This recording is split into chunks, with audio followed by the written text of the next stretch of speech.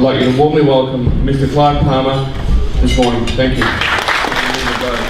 Because never before have we faced such challenges, and never before have we seen such a decline in our economy.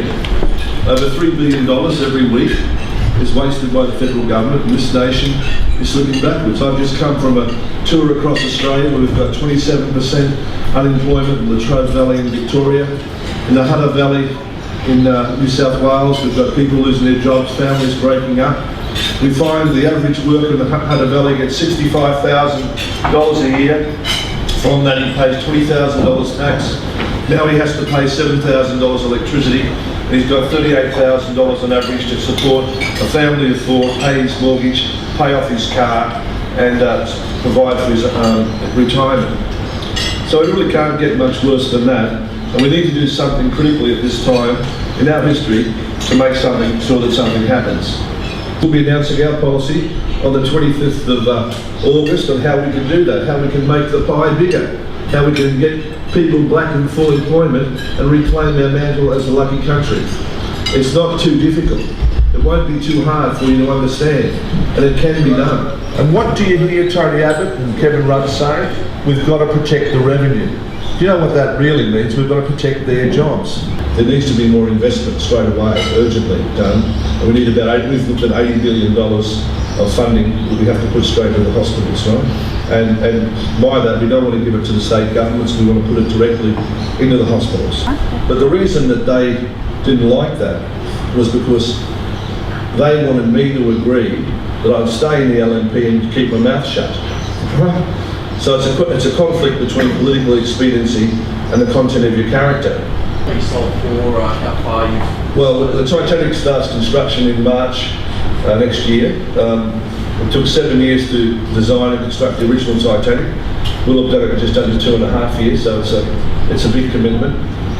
There's about 100 people working on the Titanic for our organisation throughout the world. About 80 of them are Australians, right? We've got 50,000 registrations of interest. I get about 4,000 letters a week on the Titanic throughout the world. When we did our launch in New York, we were the #1 in the world on World Twitter, and we're #2 in the United States for 2 weeks.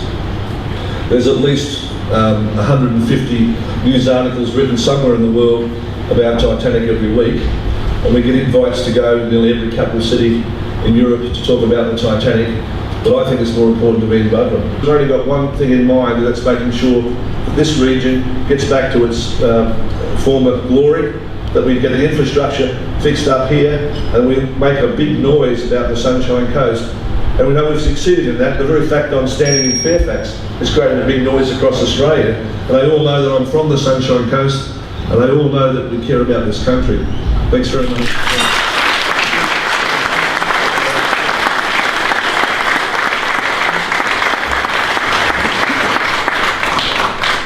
Clive, that was absolutely riveting.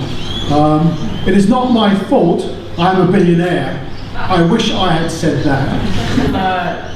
Token of thank you to everybody for turning up, and just letting you know that we're here every Thursday. We have a lot of fun, we sort of tell jokes, we sort of just really enjoy each other's company, and the main thing is we pass referrals. I mean, hence being a referrals club. So everybody have a chat to the person on your table that is a member of our club. And please find out a way to come along.